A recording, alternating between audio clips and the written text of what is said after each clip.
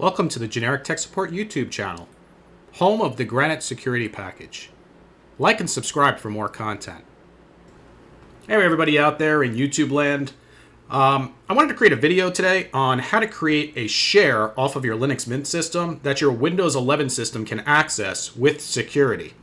I feel like we should probably start with Windows because you are going to have to make at least one configuration change in your Windows system in order for this to work correctly, which is that you need to make sure that you have a username and password on your actual account. It doesn't matter what your username is or what your password is, but you need a username and password in order to access a share that would be located on a Linux system, at least from Windows 11. So to do that, at least in Windows 11 Pro, I'm just going to show you real quick. You'll right-click on Start. You'll go to Computer Management. You'll go to Local Users and Groups, go to Users, find the account that you use to log in. For instance, mine is Tor. Right-click on it and hit Set Password, and then hit Proceed. Now enter in whatever password you want to make it.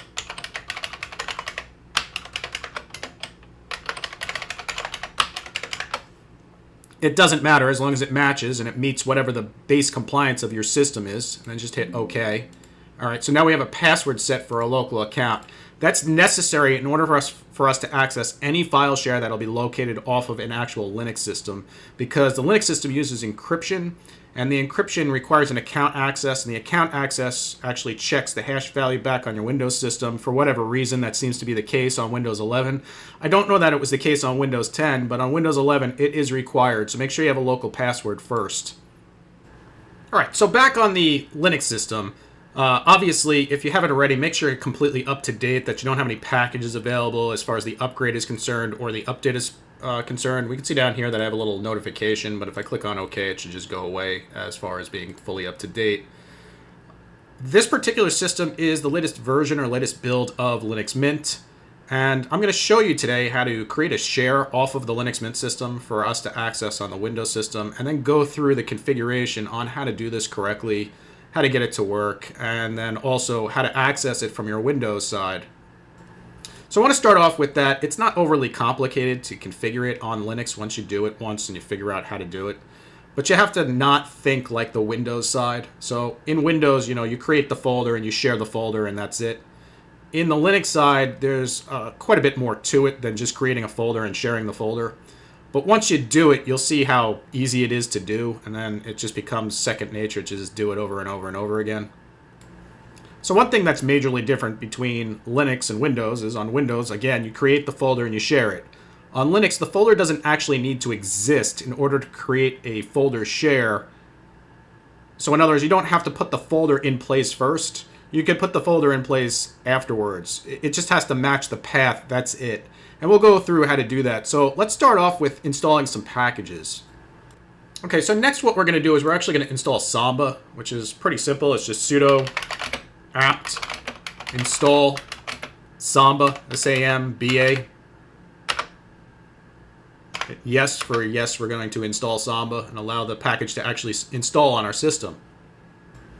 Next thing we're going to do is we're going to actually create a service account that we could use on our Windows system to access our file share, right? Because we don't want to use our root account. We don't want to use our main administrator account that we use to log into the system. We don't want to use our main account. We want to use something different. So for the sake of this, I'm just going to create a new account and call it WinAccess, all lowercase. Keep in mind, usernames are case sensitive. So if you add an account with a capital letter, you're going to have to use that capital letter to pass through. And on Windows 11, since it's not case sensitive, I have seen instances where it will cause screw-ups and issues. So it's best practices, at least on the Linux side, that when you create a username or a share name, just use all lowercase. So that way you don't have to define the uppercase versus lowercase on your path for connection. Because Windows doesn't care, but Linux does. In order to do that, all we're going to do is type in sudo space add user space WinAccess, and we're going to hit enter. We're going to see that it's going to prompt us that we have to create a new password for this particular user. Now, again, since Windows 11 requires some level of compliance for passwords, you're going to have to make sure that you meet that compliance in your configuration here on the Linux side. If not, it will not work correctly on Windows. So for the sake of this, I'm just going to make a password that's relatively long that has special characters and numbers in it that I can use to pass through to access the system.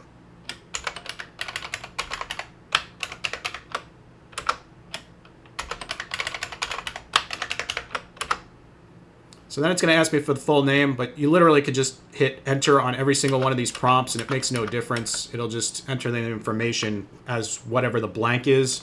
And then when it asks you if the information is correct, just hit Y for yes. And there you go. You've now added the user win access to the group users on the actual system. Now, this information becomes important later on in the process if you have customized the group where this particular user is part of. But if you haven't, then it doesn't make any difference and we can move on to the next step. But if you plan on using a customized security group to access the share, make sure you copy this down so you know where this account actually added to. Okay, so now that we added the user, the next part is we have to add this particular user and the password you just created to the actual Samba configuration to give that user access to the file share that hasn't been created yet. I know it sounds counterproductive, but it actually does work, so let's continue on. In order to do that, what we're going to do is we're going to type in sudo space smb, so Sam, Michael, Bravo, pass, like as in password, and then wd at the end, as in, again, password without the OR in the actual command.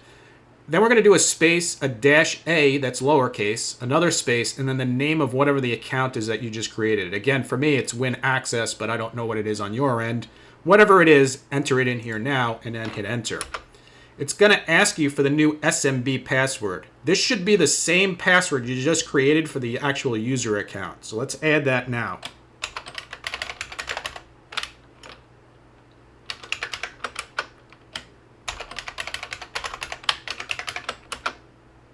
There we go. So we added the user win access into the SMB configuration now for the actual share that we have yet to create.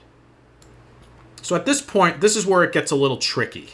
So far, I would say this is pretty straightforward, right? We added the software, we added the editor, we configured the username and password for the actual file share. Again, that doesn't exist yet, but we did do the backend configuration on the Linux system to get us kind of to this point. This is where it gets a little tricky, which is when we have to actually modify the config file in order to set up the share. Now, once we have the configuration file modified and created, we're great, right? But at that point, we're not done, because what we'll have to do is we'll have to create the share. But since we're creating the share as our main account, like for instance, in my case, it's Tor.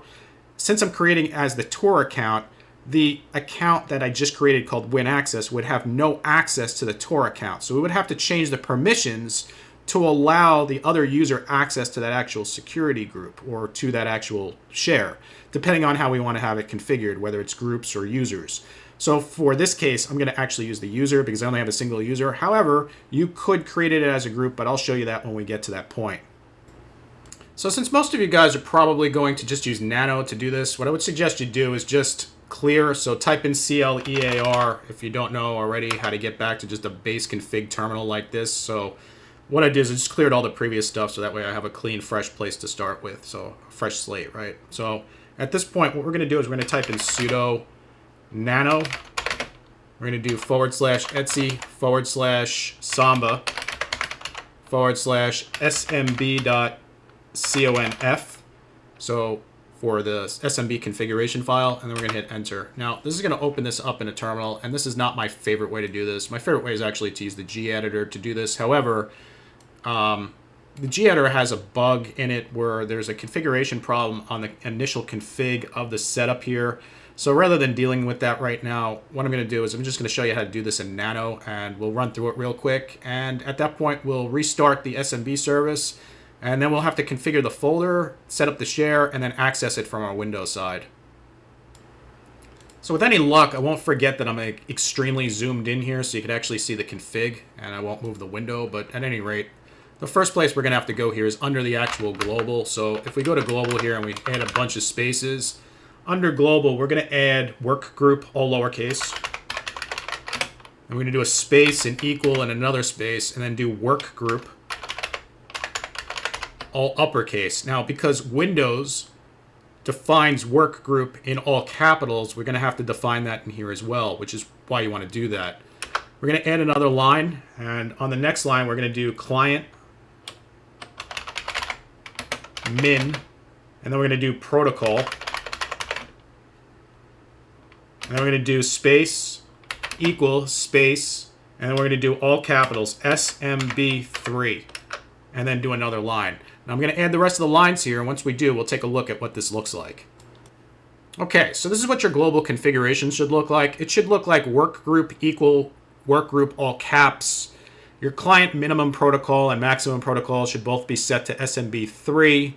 Your client SMB encryption or encrypt should be equal to required. Your client signing should be equal to required. And then your server min protocol should be SMB3, and then max protocol should be SMB3. And then your NTLM auth should equal NTLM version 2 only. At this point, what we're going to want to do is we're going to want to at least save it before we move on. So we'll just do Control X. And you're going to see where it says on the bottom here, where it says Save Modified Buffer. So we're going to choose Y for yes. And then it's going to ask us to name the file something. And we're going to overwrite the original file. So we're just going to hit Enter. And then it's going to drop us back to the original terminal. But we're not done yet. We're going to want to go back into this configuration. And you'll see that all of our settings have saved because we opened the same file again. And now we have all the settings there still, which is something you want to do to make sure that it works on your end. Because if it doesn't work and it wipes all the config, then there's really no reason to continue on and add more config. Okay, so we're going to actually go all the way to the bottom of this actual configuration file. So just go all the way to the absolute bottom. You don't have to do anything in between where we just were and where we are. And you're going to add a bracket. And you're going to name the actual location, whatever your intention is for the file share. So in this case, I'm going to actually name my file share Windows. So I'm going to add another bracket here to close that. I'm going to add a space. And underneath Windows, I'm going to add comment equals. And I'm just going to call this thing Samba share. You can name it whatever you want. So this is the friendly name that you would see on Windows. Like, you know how when you get a share in Windows, when it's set from Windows Server, you get like a nickname for the particular share. That's what that's going to be. You don't have to quote it. It's fine. You could use spaces. Doesn't make any difference. So I'm just going to do comment space equals space Samba share.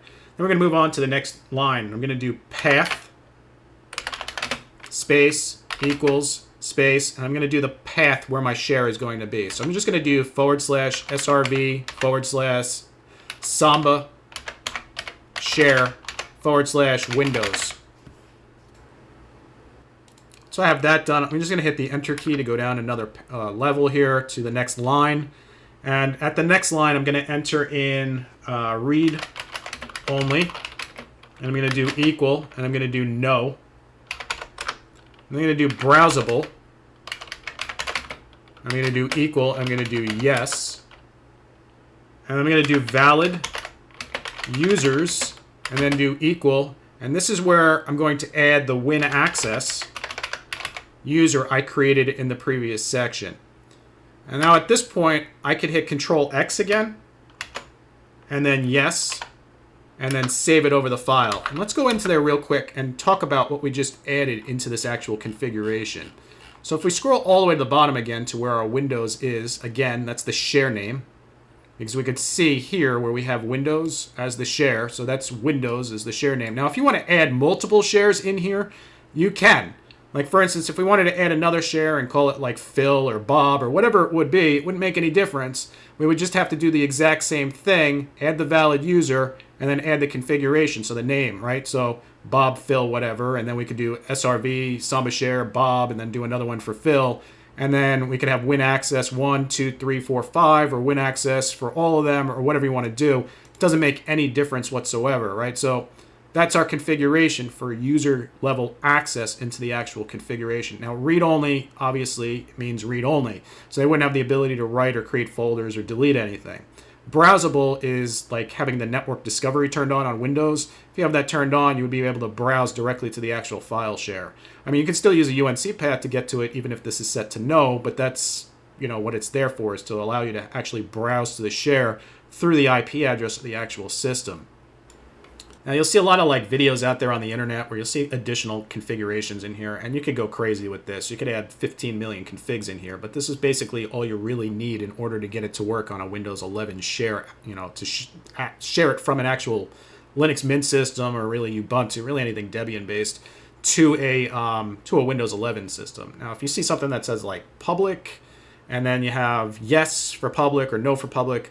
Public is actually one of the older versions of the same thing as setting up guest access, which you don't want to give guest access because then you'll cause Windows 11 to not be able to functionally access the share. Because once again, Windows requires authentication. That's something new in Windows 11, specifically in 24H2. I don't know if it's the same case in older versions of 11. I really didn't get on board with Windows 11 until 24H2 to figure out specifically what works and what doesn't. So let's move on from here. So once we have all of the configuration done in our actual config file, obviously this isn't going to work right away because we have to restart the actual service that has to do with the SMB or for Samba. And if we continue to run this without a restart, then it never reads from the config file, which means that it's not going to work right for your Windows 11 machines, even if your configuration file is correctly configured. So let's restart this. So that's just sudo service smb.d restart. And there we go. As long as you don't get any error messages, that means it restarted the service. And when it restarts the service, it pulls from that config file that we just modified, so it sets the configuration up correctly. All right, so we really only have 2 steps left. So the next step we have to do here is we have to create the actual folder that's going to be the share. So for the sake of this, because we have a configuration file, and our configuration file dictated specifically that it's /srv /samba share /Windows, that's what we're going to create. You have to match that in order to obviously have the share function correctly with the config. Now, I know it's bizarre that you could create the folder after the fact, but you can. So, I mean, whether or not you do this before or after, it doesn't really make much of a difference from a config standpoint because, again, Linux is a flat file system, so it doesn't care. Windows cares. Linux doesn't. So let's continue on here by creating the actual folder. So to do this, I'm just going to do sudo mkdir space dash the letter P, as in Peter, space /srv what would we say? Samba share /win. I think it was Windows, right? So we'll do /srv /samba share /Windows. And then we'll hit enter to create the actual share. There we go. So we have the folder created at this point, and the share is configured already. But now, if you try to access this from the Windows side, it's still not going to work. And the reason why is because that particular folder will have root access, and it will have Tor access, which is the account we're currently logged in as. Right? So we could see that right here is Tor. That's the user account that we're logged in as. The system name is Minty Tester, but the username is Tor. So since I created this folder, the system will automatically give me Tor access to it, and it'll give root access to it, but it's not going to give Win access to it. So as a result, we have to add that account as an authorized account to do like add remove, write, read, and all that other stuff to the actual folder, because if not, when you actually whack to the location for the share, you may see the folder, but you're not going to be able to do anything with it. So this is where you could kind of play around with permissions a bit. But in order to do this, it's pretty simple. It's just sudo chown for change own. Then we're going to do win access. We'll do colon. We'll do space. Then we'll do /srv /samba share /Windows. And then we'll hit enter. All right, so at this point, we've given Win access, the username account, the account we created, which was called Win access. We've given it full access controls to this actual location to own it, basically own that folder. So at this point now, from the Windows system, we should be able to whack to this location and access this particular share. However, just as a safety protocol, a good measure, best bet type of scenario, I would suggest hitting the up arrow a couple times and just restart the service again for your SMBD. So just hit that again and hit enter. Now, let's talk about this command right here real quick. What this command does is it gives Win access, and this colon matters. The reason why is because, technically speaking, we could write this command as Win access users, because it's the username account and then the group for access to the actual folder. Now, If you decided, well, you know what, I don't want to give Win access to it, but I want to give everybody that's part of the user's group access to this location to actually UNC path to it with authentication, of course, then we could define to use the sudo change owner and then colon the group and access to the share. Now, we could do the same thing if we wanted to with just the user account like we did prior, which is just, as we saw up here, this Win access account with the colon. Now, if you don't put anything here between the colon and the space for the actual share, the system will just automatically assign whatever the default group is that this user is part of to access to that share. So you don't have to actually define specifically what that is. But with that said, we should be done on our Linux system. Let's jump over onto our Windows system, make sure we can access this. All right, so we're back on our Windows 11 system now, and at this point, we should have the ability to do both browse the network to the actual location. So we don't have network sharing turned on here, but we could probably turn that on. Yeah, turn it on for public. It doesn't really make any difference. This machine's not part of any infrastructure right now. So let's see if we have anything listed.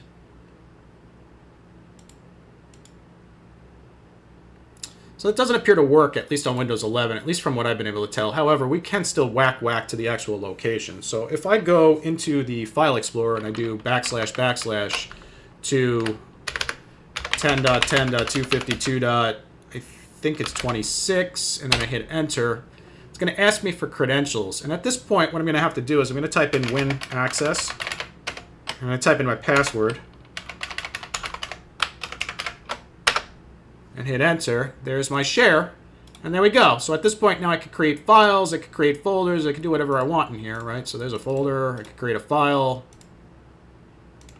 and there we go. I have a folder share or a file share now that is on my Linux system that works on Windows. And just to show that there's no trickery, we're going to jump back over to the Linux system real quick and actually just take a look specifically at the IP address. And I want to do this live with the actual VM open so you could see it. So I'm going to click up here and I'm going to go back to Minty Fresh, which is the name of the actual system here. And we're going to do ifconfig.